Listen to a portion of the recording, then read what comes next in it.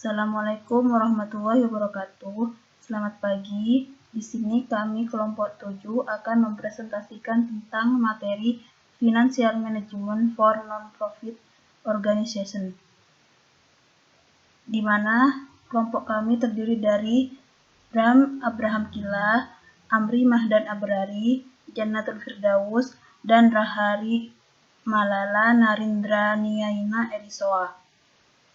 Langsung saja ke pemateri pertama.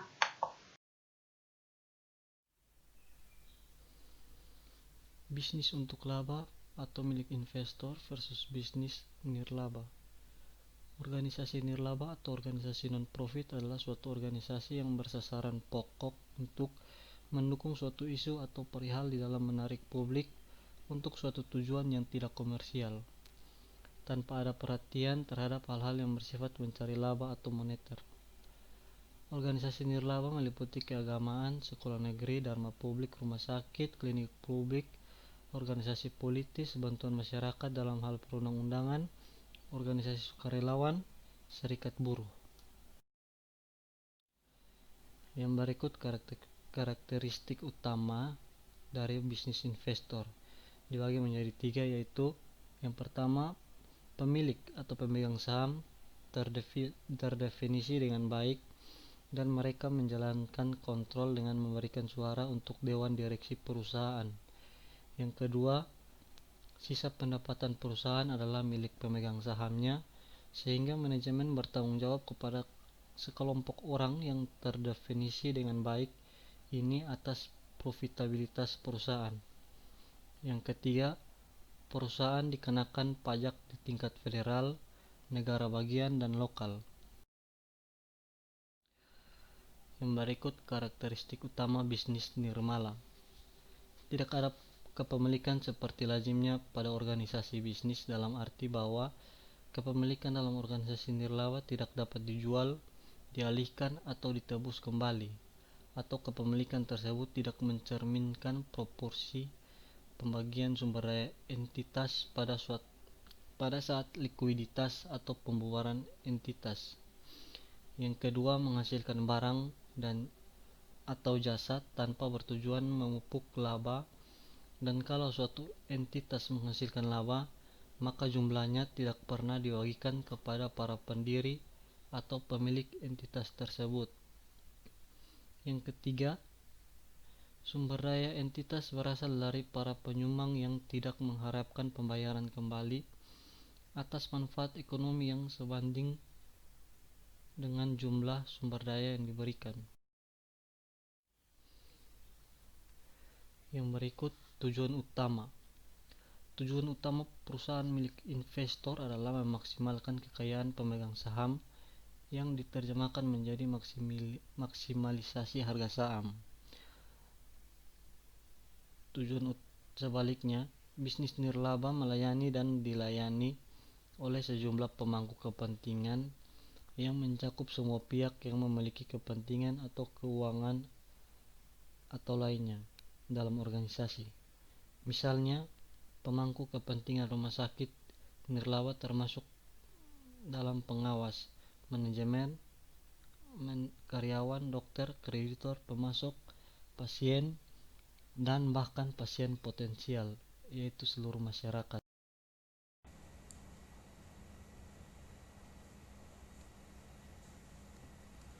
Estimasi biaya modal. Estimasi biaya modal bisnis non-laba tidak jauh berbeda dengan estimasi biaya modal perusahaan yang mencari laba. Terdapat 2 perbedaan penting yang perlu diperhatikan. Yang pertama, bisnis non-laba tidak membayar pajak, maka tidak ada pengaruh terhadap penggunaan utang.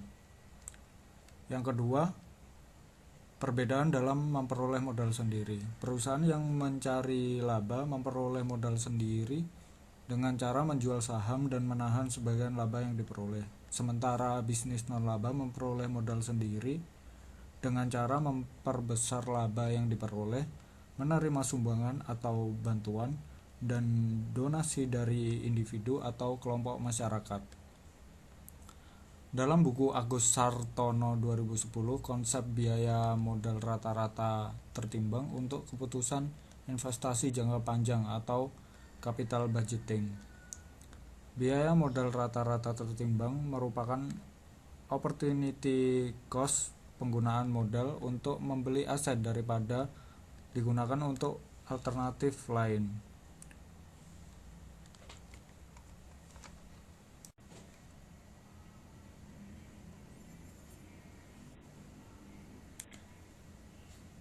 Pendekatan yang dapat digunakan untuk menentukan biaya modal sendiri bisnis non-laba. Yang pertama, biaya modal sendiri sama dengan nol, yakni bahwa penyumbang atau pemberi dana tidak mengharapkan tingkat keuntungan atas dana yang diberikan kepada bisnis non-laba. Yang kedua, modal sendiri memiliki biaya tetapi tidak terlalu tinggi, bahwa bisnis non-laba yang memperoleh sumbangan atau memperoleh laba dapat menginvestasikan ke dalam surat-surat berharga bebas risiko. Dengan demikian, opportunity cost-nya paling tidak sebesar tingkat bunga bebas risiko.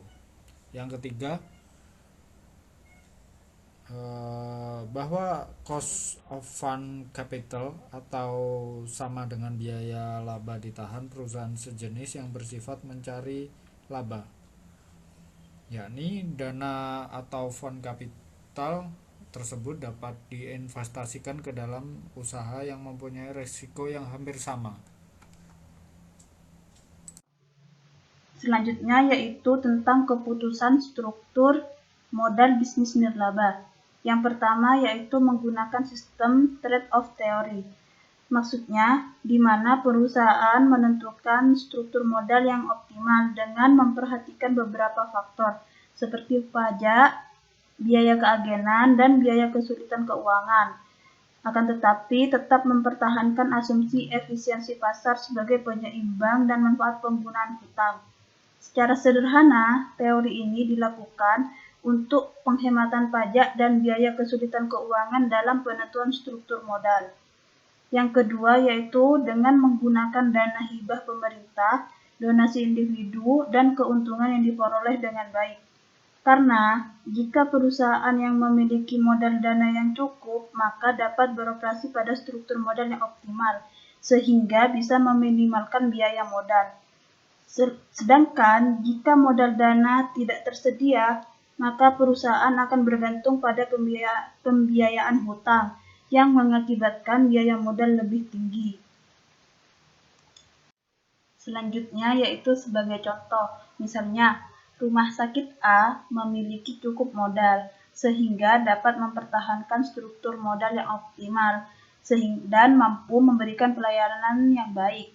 Sedangkan rumah sakit B tidak memiliki cukup modal sehingga harus menggunakan utang dalam jumlah besar dan berakibat terhadap kemajuan bisnis nirlaba tersebut.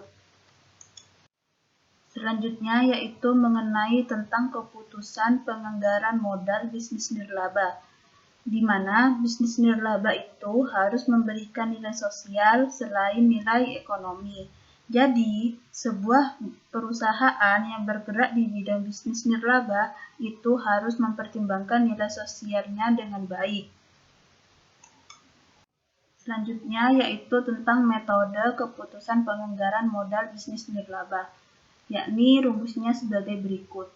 TNPV sama dengan NPV plus NPSV, di mana NPV adalah Net Present Value, sedangkan NPSV adalah Net Present Social Value, dan TNPV adalah Total Net Present Value. Jika TNPV lebih dari 0, maka layak untuk dilaksanakan dalam melaksanakan bisnis nirlaba. Jika TNPV kurang dari 0, maka tidak layak untuk dilaksanakan dalam melaksanakan bisnis nirlaba. Dan NPV itu harus lebih dari 0. Jika misalnya TNPV lebih dari 0, NPSV lebih dari 0, sementara NPV kurang dari 0, maka akan mengalami kesulitan dalam bisnis nirlaba yang dijalankan. Selanjutnya, Seorang investor yang memberikan modal dana ke perusahaan nirlaba tidak akan pernah menerima pengembalian tunai atas investasi mereka. Namun, mereka menerima pengembalian investasi dalam bentuk dividen sosial, seperti penelitian dan pendidikan medis dan berbagai layanan masyarakat lainnya. Berikut di sini ada rumus untuk menentukan NPSV, di mana NPSV ini adalah nilai sekarang dari social value setiap tahun suatu proyek. Tujuan menggunakan perhitungan NPSV yaitu yang pertama untuk mengukur nilai sosial dari layanan yang diberikan oleh proyek di setiap perusahaan. Yang kedua yaitu untuk menentukan tingkat diskonto yang diterapkan ke layanan tersebut. Cara mengukur social value dari pelayanan yang diberikan. Contoh misalnya, jika ada sebuah rumah sakit yang memberikan pelayanan jasa kepada individu dan individu tersebut bersedia dan mampu untuk membayar jasa tersebut, maka nilai jasa tersebut sesuai dengan besarnya nilai pelayanan yang diberikan rumah sakit. Sementara itu, jika ada salah satu individu yang tidak mampu dan bersedia untuk membayar jasa yang sama walaupun rumah sakit tetap memberikan pelayanan yang sama, maka menggunakan harga bersih rata-rata yang dibayarkan oleh individu yang di dalamnya meliputi nilai sosial yang diberikan rumah sakit itu sendiri. Selanjutnya yaitu mengenai tentang analisis resiko keputusan penganggaran modal, di mana resiko penganggaran modal dapat diminimalisir jika sebuah perusahaan nirlaba hanya memiliki satu proyek dan tidak akan ada konsekuensi portofolio baik di tingkat perusahaan ataupun investor individu, sehingga resiko dapat diukur dengan variabilitas pengembalian yang diperkirakan. Ya, kemudian saya akan menjelaskan tentang keputusan pembiayaan jangka panjang pada bisnis nirlaba. Ya, bisnis nirlaba memiliki akses ke banyak jenis modal yang sama seperti yang dilakukan oleh perusahaan milik investor. Terdapat ada dua perbedaan utama. Pertama, perusahaan nirlaba dapat menerbitkan hutang bebas pajak. Kedua, mereka tidak dapat menerbitkan ekuitas, meskipun mereka dapat meminta kontribusi bebas pajak, dan penghasilan mereka tidak kena pajak dan harus disimpan. Pertama, pembiayaan hutang jangka panjang. Mengenai pembiayaan hutang, terdapat perbedaan utama antara bisnis yang dimiliki investor dan bisnis nirlaba. Bisnis nirlaba dapat menerbitkan obligasi bebas pajak atau obligasi kota yang umumnya disebut munis. Sebagai contoh muni adalah obligasi kewajiban umum yang dijamin dengan kepercayaan penuh dan kredit dari unit pemerintah di mana mereka digudung oleh otoritas perpajakan penuh dari penerbit. Sedangkan obligasi pajak khusus dijamin dengan pajak tertentu seperti pajak atas layanan utilitas. Dalam bisnis nirlaba, obligasi pendapatan yang diperoleh dari proyek-proyek seperti jalan dan jembatan, bandara, sistem air dan pembuangan limbah dan fasilitas perawatan kesehatan nirlaba dijanjikan sebagai jaminan untuk obligasi. Ya, selanjutnya, sebagian besar obligasi daerah dijual dalam bentuk serial, yang berarti sebagian dari masalah tersebut jatuh tempo secara berkala, umumnya setiap 6 bulan atau setiap tahun selama masa penerbatan. Berbeda dengan obligasi korporasi, masalah kota tidak diharuskan untuk didaftarkan ke Securities and Exchange Commission Informasi tentang masalah kota dapat ditemukan di pernyataan resmi setiap terbitan yang disiapkan sebelum masalah tersebut dibawa ke pasar. Untuk membantu pembeli dan penjual obligasi kota di pasar sekunder, Securities and Exchange Commission baru-baru ini mengadopsi aturan yang mewajibkan penerbit obligasi kota untuk memberikan laporan tahunan yang diaudit tentang kondisi keuangan mereka saat ini. Mayoritas obligasi pemerintah federal dan perusahaan dipegang oleh institusi. Hampir 50% dari semua obligasi kota yang beredar dipegang oleh investor individu, di mana daya tarik utama dari sebagian besar obligasi kota adalah pembebasannya dari pajak federal dan negara bagian. Ya, yang kedua terakhir, pembiayaan ekuitas. Perusahaan milik investor memiliki dua sumber pembiayaan ekuitas, yaitu laba ditahan dan hasil dari penawaran saham baru. Bisnis nirlaba dapat dan memang mempertahankan pendapatan, tetapi mereka tidak dapat menjual saham untuk meningkatkan modal ekuitas. Namun, mereka dapat meningkatkan modal ekuitas melalui kontribusi amal individu maupun perusahaan termotivasi untuk berkontribusi pada bisnis nirlaba karena berbagai alasan, termasuk perhatian terhadap kesejahteraan orang lain, pengakuan yang sering menyertai kontribusi besar, dan pengurangan pajak. Sekian dari saya. Waktunya dipersilakan untuk Mas Pram. Terima kasih. Yang berikut keputusan pemenuhan kebutuhan dana atau financing decision dibagi menjadi dua, yaitu yang pertama pembelanjaan parsial, yaitu cara pemenuhan kebutuhan dana yang berdasarkan pada perputaran dan terikatnya dana pada masing-masing aktiva secara individual. Dan yang kedua, pembelanjaan total, yaitu cara pemenuhan kebutuhan dana yang berdasarkan pada perputaran dan terikatnya dana pada kelompok aktiva secara keseluruhan.